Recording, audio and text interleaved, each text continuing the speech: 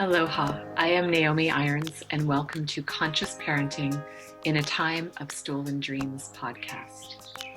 A podcast that is a vision for what is possible for all our children on this planet at this time. It is a place where we are invited to become more than our histories, so that we might become expressions of human potential and the birthright that we all carry. It is meant to become a gateway for us to create a life-giving world as we dare to redefine ourselves beyond our own unchallenged and often unchecked self-imposed limitations that live buried in a lineage of stolen dreams.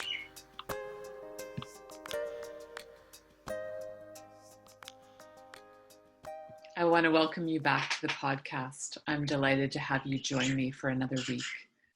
This week, I am in conversation with Anne Bérubé. Anne and I are friends, colleagues. Our relationship goes back about 10 years. We met through Louise Lebrun and the work of Well Systems. And while Anne and I have gone on our own unique paths, we continue to come back together, and really in the recognition that we both have this ongoing commitment to our own growth and our own self-evolution, and in a way that we should open that up and share that with others. So today's conversation is an intimate exchange where Anne opens up about being a mother, about being a woman, her relationship with her children, and how this time right now that we are calling a pandemic and this great pause is shifting things for her in her own awakened state.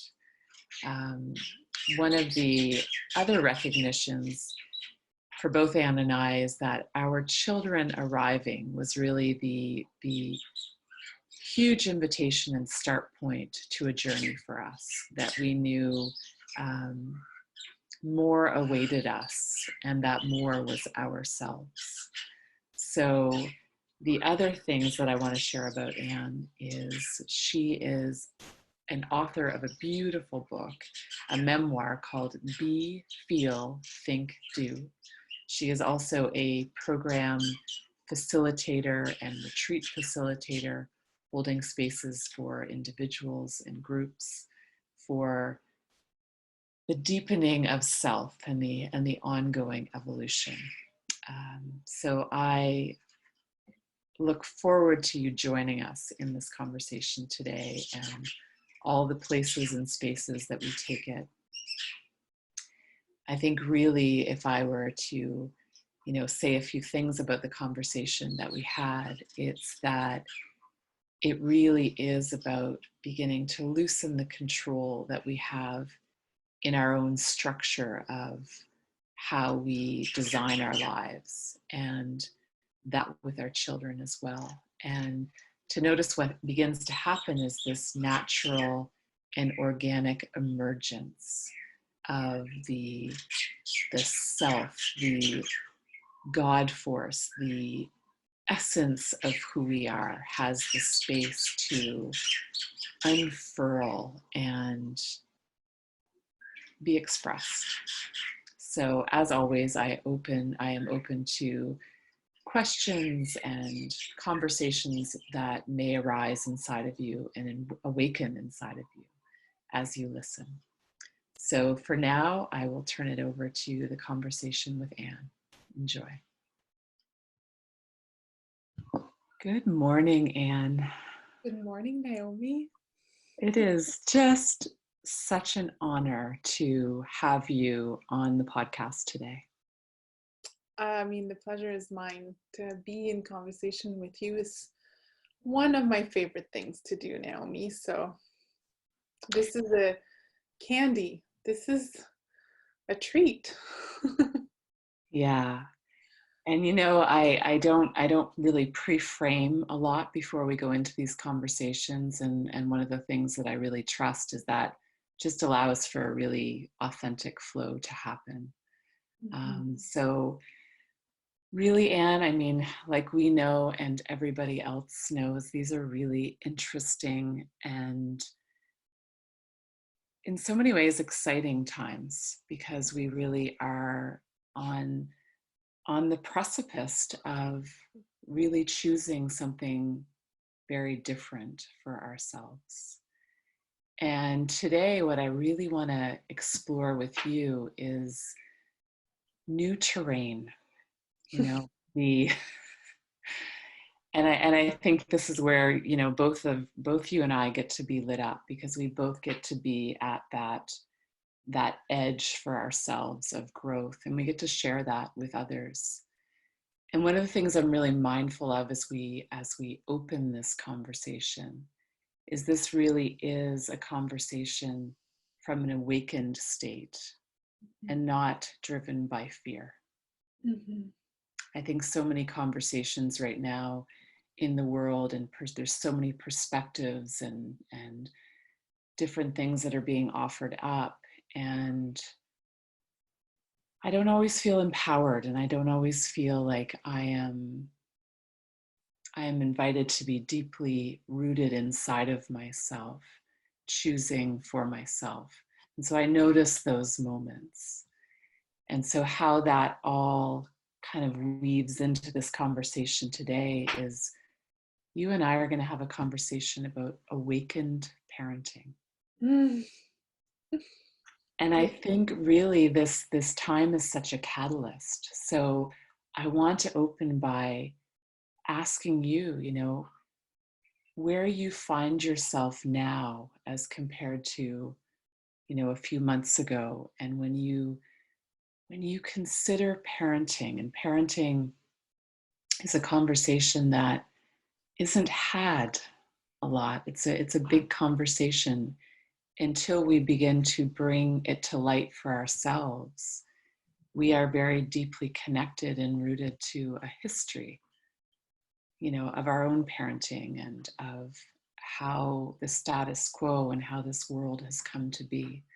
So I really want to offer you the space for your voice and whatever sparks resonance for you. Oh, what a beautiful invitation. I I feel like I'm jumping in with you into the deep end, and I love that. I love that. The first thing that came to my awareness when you were talking there, Naomi, is that parenting woke me up. You know, my conscious work really started when my son was 1.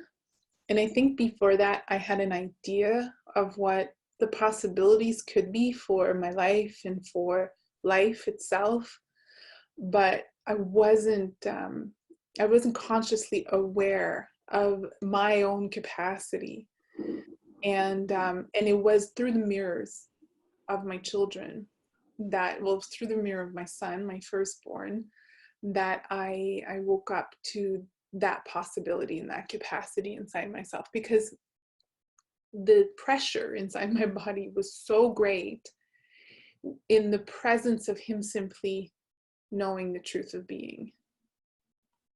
And I remember thinking to myself, I have to do better. I have to do something different here than what's been taught to me, because if I just replay and rehash and just use what I've been conditioned to know about myself and about relationships and about connection and about parenting from how I was parented, then I'm going to suffocate this soul. Like I'm not going to allow that soul to become everything he can be. And I was kind of blown away by the amount of intensity I felt in my body when he was just crying or running fast or being wild, and it didn't feel comfortable at the beginning. And so for me, parenting started with a deep desire to honor the being that was in front of me, not knowing at the time that I was going to learn so much more about myself, by by witnessing their pure presence, which is unaltered and unconditioned and unmanipulated when they're very young. And so, you know, my kids are now 15 and 11, so it's definitely been a different kind of journey for them than it was for me. But it required conscious choice along the way for that to stay, for my promise and my commitment to myself and to them to not suffocate that life and to allow the space for that expansion to happen. I needed that recommitment over and over and over again, because what I discovered, and you might have discovered this too, Naomi, is that every stage that they go through, they mirror what is going on, what happened in our lives at that age. And so you know, there would be new things I didn't even know I was carrying, you know, as they turn 5, 6, 7, 8, 9, 10, like that I was carrying from my past. And so one of the big things that happened recently, like with the pandemic and school being, because I know you homeschool your children or unschool your children, and mine go to an independent school that's kind of based on the arts and there's child-centered, and so it's the environment that I knew fit them. Like it fit them. I couldn't see them in other environment, and so their structured life stopped, like completely. I know for so many people around the world, like their children just came home and now they didn't have to get up early in the morning and go to school and go through this structure. And I saw parents around me panic. How am I going to be able to homeschool my children? How am I going to be able to keep this routine going? How am I going to be able to keep the structure going? And it was very clear to me that I was not going to keep it going, because I really strongly believe, Naomi, that this virus is not the enemy. It's actually life walking alongside us. And that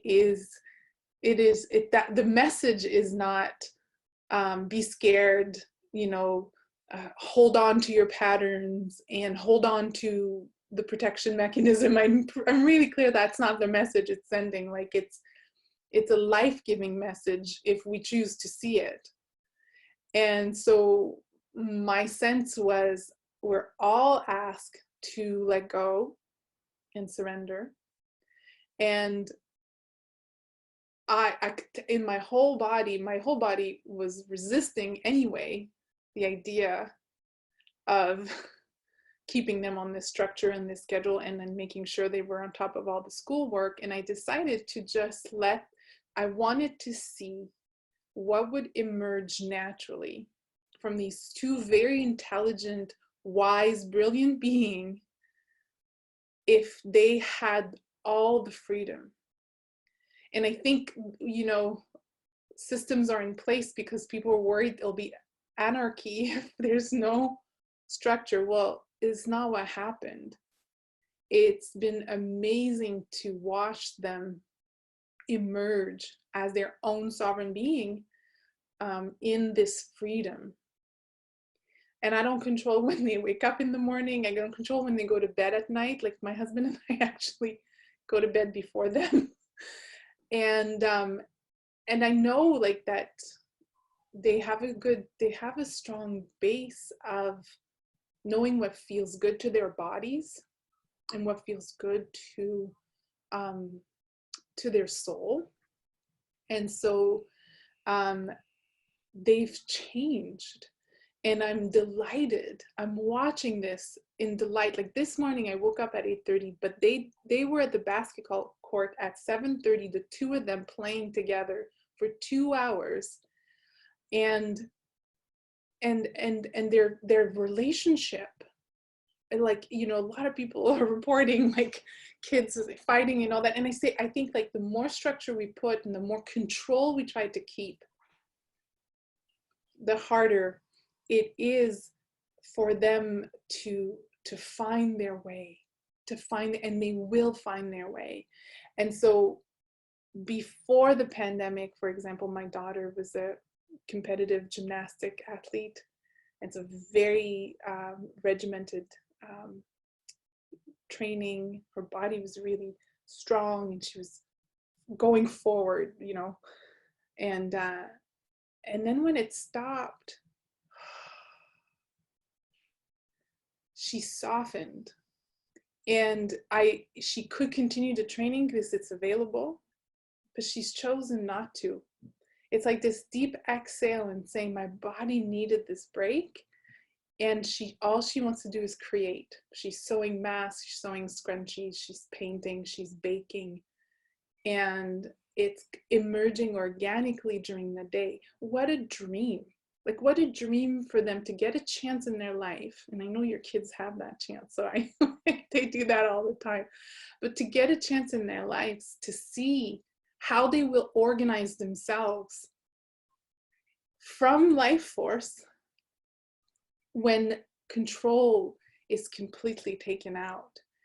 And the reason I did that was in a selfish way too, because I saw where I was keeping control in my own life, even in my business. And when everything happened, it hurt to hold on to that control. I had to let it go. I had to surrender it over and over again. And I thought, if I'm going to do it for myself, I'm not going to do something different for them. And I'm not going to listen to the fear-based. I'm going to delete those emails coming from the school and the parent groups, and I'm just not going to engage that. You know, it's an interesting way of living when you can hear the no so clearly inside your body. Like, no, I'm not going to go into this conversation. No, I'm not going to entertain that. I'm sorry, I'm out. You know, when so many years, you know, I used to, well, I should, or it's the right thing to do. It's what a good mom, wife, business owner does. Well, all that is just kind of falling. All of it is falling off and apart, and I'm loving it. I'm loving it. I feel like as a family, we're being constructed, dismembered. That's not a beautiful word, but it's kind of what's coming to mind.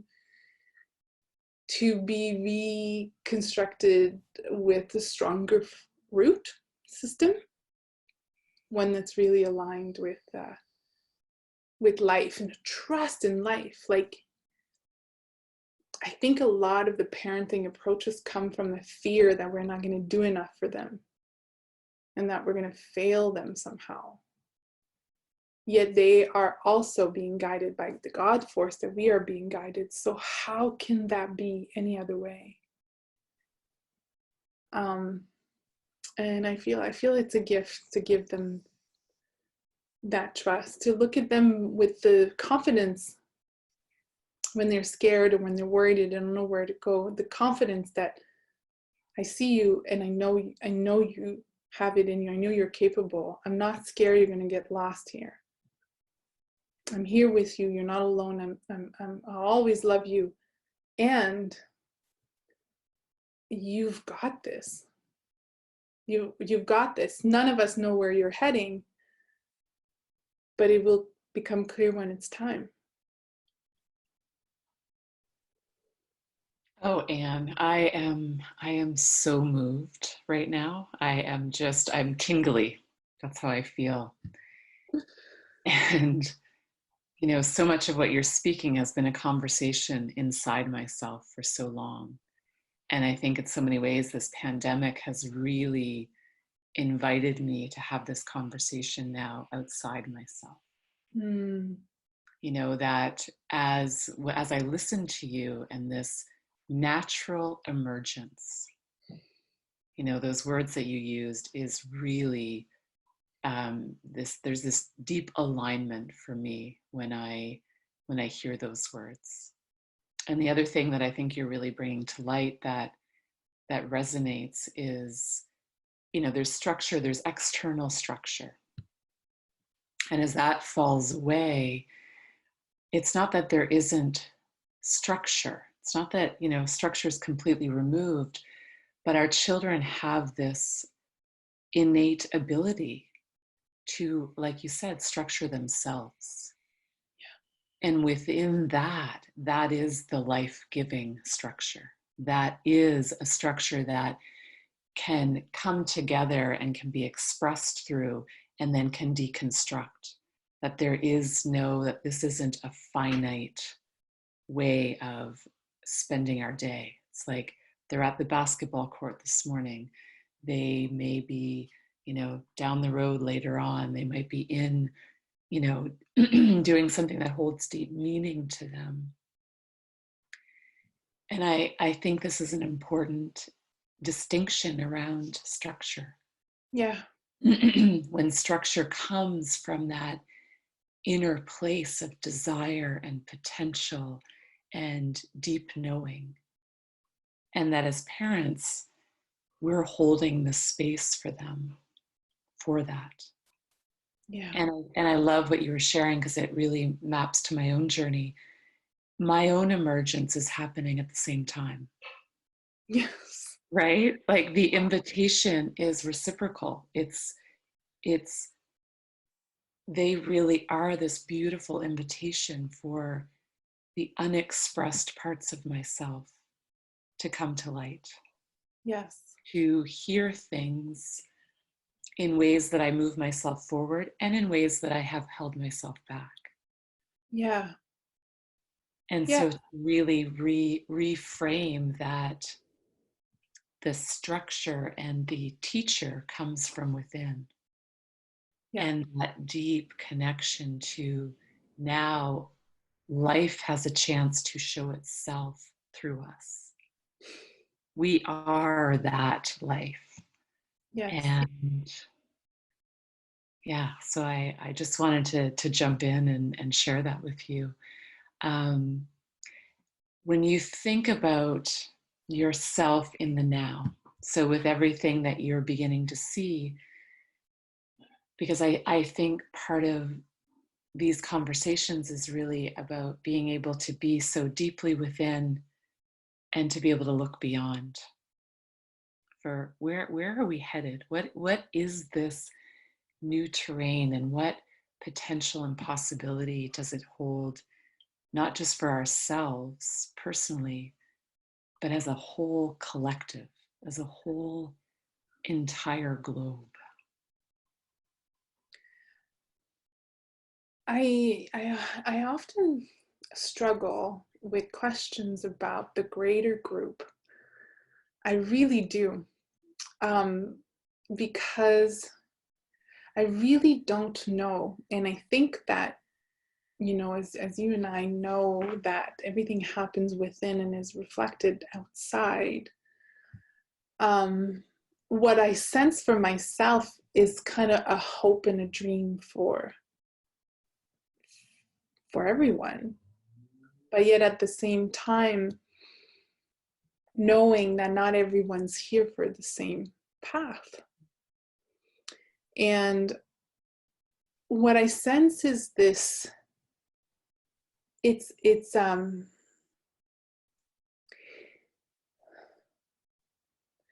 is a way of being that has very little waste of energy, where the clarity is so strong of who we are that it's very simple to live that way. Like there's a simplicity to moving through the world moment to moment, because I am not in 100 different places outside myself. I'm not in 100 places in your world, or in my partner's world, or in my children's world, or even in my client's world. Like I'm not in the personal outside myself. I'm in the impersonal through myself, through my personal self, And in that, I connect with you in a way that is way more powerful than anything else I could have come up with, imagined, visioned. And that brings me to the next knowing. And that brings me to the next knowing. And it brings me, and it restores me over and over and over again to my wholeness and my goodness and my power. My power. And so then if that happens, like if I'm living like that, if I'm moment to moment clear of the truth of my experience right now, then I'm surprised by life. I'm awed by it. Like it delights me because I'm not planning it. And I think that, I don't know, so now I just had a thought and I had a little fear inside me, so I'll share it. I don't know what that would look like if we all lived like that. And that scares me a little bit. Mm-hmm. There's a comfort in knowing that, I don't know, I'm not quite sure. There's but it is so delicious and textured and sensual for me to be like that, that I know that as you and I play in that field, only life emerges. So I don't know what I'm scared about. It was just a little, like, it went like this when I started to imagine it outside. I think because there's no, I don't know very many structures and institutions and organizations and contexts that operate like that with such trust, that I don't know. I can't see it outside of me knowing. I love that. I think that is the excitement for me in this conversation, because really what I hear you speaking about is living with the sheer pleasure of inhaling our awe, our wonder, our curiosity, our observance of life as sirens go by. Yeah. And then being willing to exhale that into our worlds, into our moments with each other that seek to bring life instead of take it away. Mm-hmm. Mm-hmm. And you know, as you were sharing about imagine a world, because I am completely in alignment with what you're saying. My inner world, my inner state, my inner knowing, and then on to the next knowing, and on to the next knowing, is really how I create my life. And then imagining a world where that is a possibility for all. Mm-hmm. And yet, for all, yes. Right. And yet what I hear you saying, and I love, is that we are our own gurus. There isn't me that then envisions the world that others join in. It is my own shared. Yes. It is yours shared with me. And in that space, there is more life. There is more possibility. There is a greater sense of my own unique knowing. Does that make sense? Absolutely. And I think that you've identified that sense of restriction inside myself around it, because there's such a trust. Like, I've been working with people for 15 years now, and what makes the word powerful is the trust that I've learned to have with myself unconditionally, that I will show up, I will emerge, and that life force will be there and will know. And so when I look at you or work with someone, I have no doubt that they too have that, and that they too are God forces, are God, like they are it. And so, and as we all like stand up in that leadership inside ourselves, that I trust that we will organize. we will from that place connect even more in a way that is life sustaining for everything and everyone and all. Yeah, it's that movement that went too fast outside myself, and remembering that no, all of that also happens in every single person.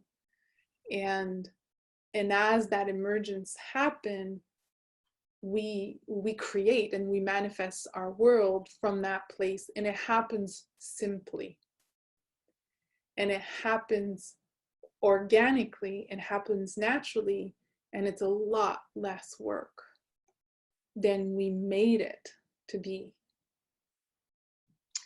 You know, one of the interesting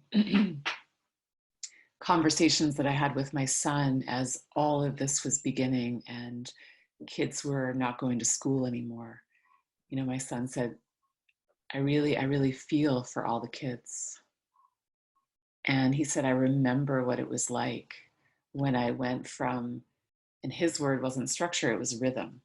When I went from a rhythm that was prescribed to me, he didn't use the word prescribed.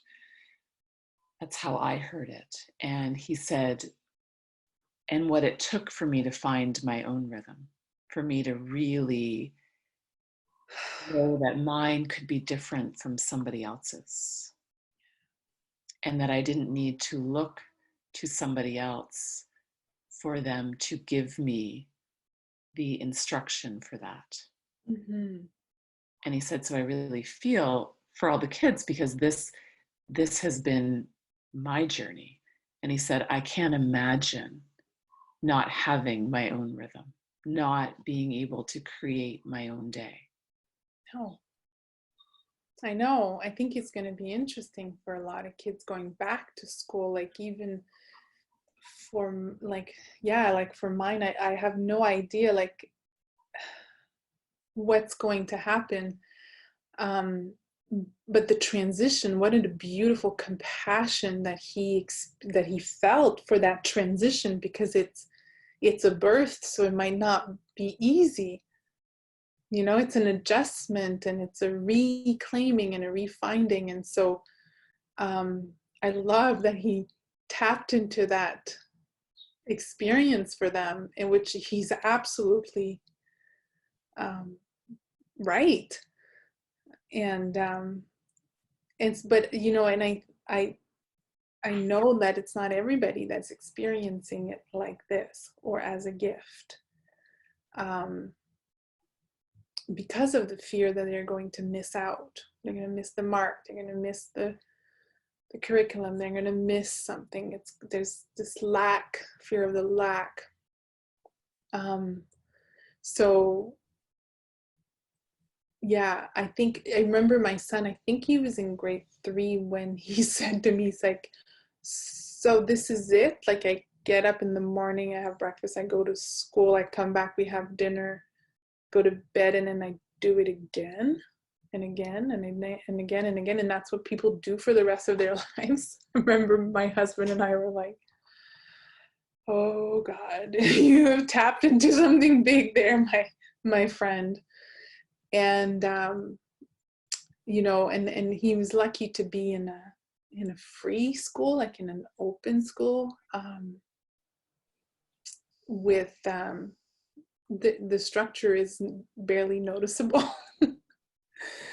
But still was really questioning the purpose of it all, because he's really clear that his purpose is joy, like that he came for joy. So unless it's fun, you know, he won't give it the time of day, you know, he won't entertain it. Yeah. And I think what you just shared is an important exploration, you know, with our children of so many are asked, you know, what are you here to do? What are you going to do with the rest of your life? And what I hear you saying is that when we hold space to ask the question of who are you here to be? What brings you to life in the most epic of ways? Yes. So when you consider that with your children, what comes to mind for you? What are the different conversations that you are having with them, that they're having with you? Well, I think they see my husband and I not working to live, like to, or living to work. Like, they see us doing what we love. And there's not that sense that we're getting up in the morning to go to a place we don't like, to make money, to pay for the things we needed to buy to make ourselves feel better for the job we hate. Like, that's not part of their reality. And so we don't have the conversation about what's going to be your job. Like, how are you going to make money? That never comes up. It's, you know, like we watched the I think it's called The Rise of the Guardian or something. It's a cartoon with like the Santa Claus and the Easter Bunny and all that. And Jack Frost, like it was, I think Olivier was just 5 years old, and Jack Frost, that was his purpose, was joy or something like that he came to inspire fun and joy in children, and through the moon, or it was kind of really beautifully said, and I'm butchering it right now, but at the end of the movie, like we read the movie theater, just me and him, and we was kind of calm, and everybody was leaving, and we didn't move, and then he looked at me, and he said, that's why I'm here.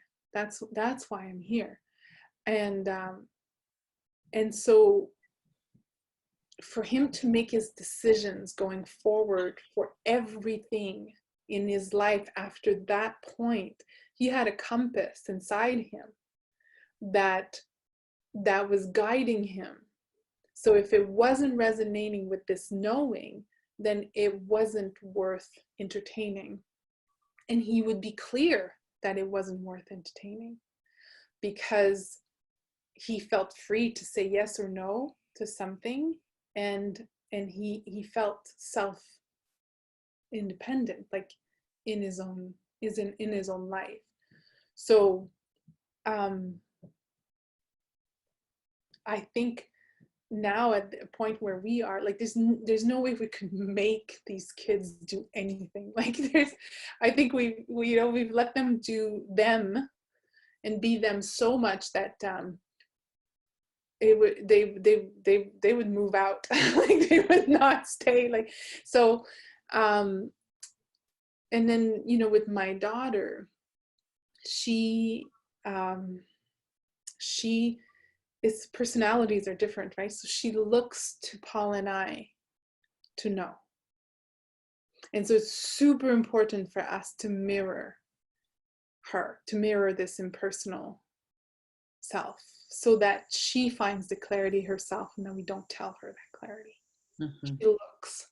She looks out in our eyes and how we are and what we say and how we respond for who she is, not because we've modeled anything like that. She is like, she could be anything, and she knows that.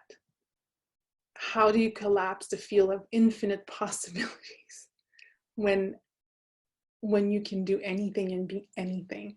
And she knows that, and sometimes that overwhelms her. Mm-hmm. And so keeping the space wide open, so that she knows she can do everything, and maybe keeping that as wide as open as possible is her path for the kind of thinker, beer, or whatever she emerges to be. So I think her sensing field is more unknown. Like it's in that space of beyond. Yeah.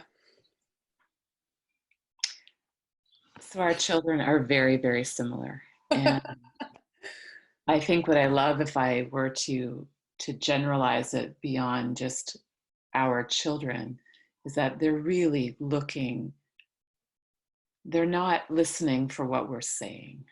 They're watching, they're sensing, they're feeling what we are creating. Yeah. So the relationship that we have with ourselves. I knew when my daughter was born, when she came to this earth, that the relationship that I needed to have with myself needed to be stronger. And so that was really my first invitation to go. I saw something in her eyes that I didn't yet know for myself.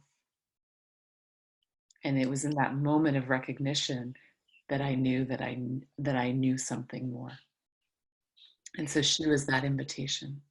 I wonder if it has anything to do with the feminine, because of the very quality of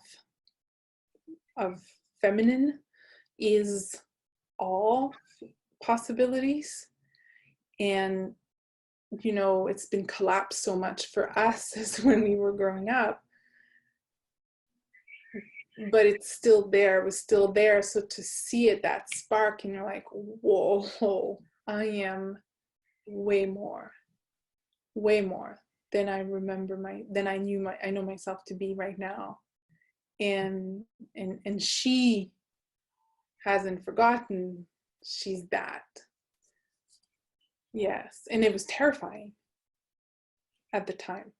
When my daughter was born, I was terrified.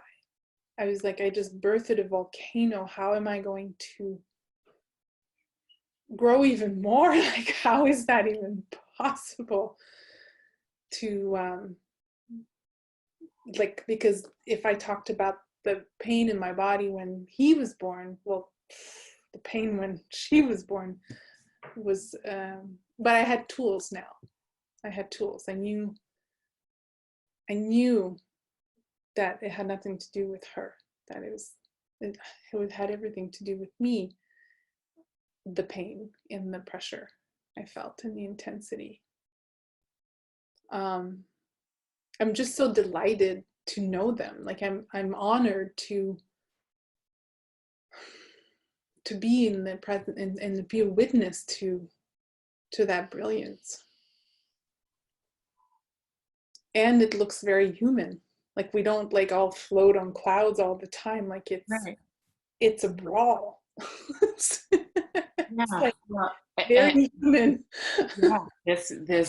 This dance that is ever changing, ever evolving. And I think one of the reasons that I'm so passionate about having this podcast is that it's ongoing. It's to see things beyond how we've been taught, that it's a start stop. It's like, oh, I get a little something and then I go back. It's like to really have this as a way of being, that I can hold my growth without outcome, that I can hold an immense vision. And I think that's what my daughter's invitation, that what you're talking about, that infinite vision without agenda. Mm-hmm. And the word that you used in the beginning, anarchy. Mm-hmm. And you know, it's kind of like if I thread it all together for myself, for my own growth in this moment, you know, that moment you put your hand on your chest, and like the anarchy of life as we let go of control, as we let go of controlling our children and their outcomes, And it requires that I continue to remember that I need to let go of my own, any moment that creeps in, because we're human. That's what I love about these exchanges, is that we take ourselves to the edge, and our hand goes to our chest, and we feel something that is just emerging, and that we have the safety inside of ourselves to just share that, to not hold back, to not control that vulnerable moment. And I am so grateful that you would take the time today to just come and just be in this free flow of conversation that really is a very new terrain. Like I feel that. I feel this because we don't know. We don't know what it looks like as control begins to come away from the external world that we've come to believe is so real and true. Yes. And that we come back to our own authority, our own sovereignty, our own wholeness. And we stay in that dance with our children. Yeah. And I think a lot of that control was coming, for me anyway, was coming from within me. And I didn't even know that I was keeping these things under control. And being in the presence of I guess they're free being, my kids, that it was, every week it was like a new pressure, and a new invitation to surrender even more control, so that as a whole, as a unit, we can all trust this growing edge, trust this kind of pulsating line that we're all walking on, and falling off, and going astray, and testing things and trying things. And I'm delighted. Thank you for inviting me into this conversation. It's it's so life-giving. Absolutely. And I look forward to more. I think that this is what I'm taking from this, and for myself, is the ability and the willingness to question, the ability to seek out inside of myself where are my invisible controls that I still operate from, and to let those go with ease, and to continue to trust life as it emerges, myself as I emerge, my children as, we've been on this journey now of life schooling, is what I call it, for a number of years. And there has been many transitions. And so I think that's an important piece for me to remind myself of, that the transitions are as we come to our new next edge, Mm-hmm. and explore a little deeper, and let ourselves know a little broader what our own truth is. Mm-hmm. So as we begin to bring this to a close, what are some of your thoughts that you want to share? I think it's important, like you said, to know that transitions will continue to happen. And right now they're happening really fast. And parents might be feeling completely overwhelmed, and they want to choose life, and they want to choose the opposite of fear, like they want to jump in, but it is so much happening all at once. And so the best way to live this way and to breathe this way is to be incredibly compassionate and loving and kind and tender and patient with yourself. And so when maybe before you were able to do 10 things, simplify. Go back to the thing that is really meaningful that you would do. You know, the thing you can still do when you're really sick, that thing. Like everything else, you know, like if I have a really bad cold and I'm not feeling well, there's a lot of things I can't do in my life, but I can show up for a conversation like this. I won't even know I'm sick. And I say that to people sometimes to help them like kind of find this, like this is what animates you. It will not take from you. So everything else that is taking from you is what you can't do when things are really overwhelming and they're going fast right now. So give yourself the chance to sleep a lot, drink a lot of water, like care for yourself, and be very gentle, tender, patient, compassionate. Like there's not the time to strive and to win and to make things. It's time to shed and shed and shed and shed. So give yourself a break is what I want to say. It's not easy. Yeah. And it really allows us to tune into the wisdom that is always inside of us. Yeah. I love that. Thank you, Anne. I look forward to next time. Me too. Thank you Yeah. so much.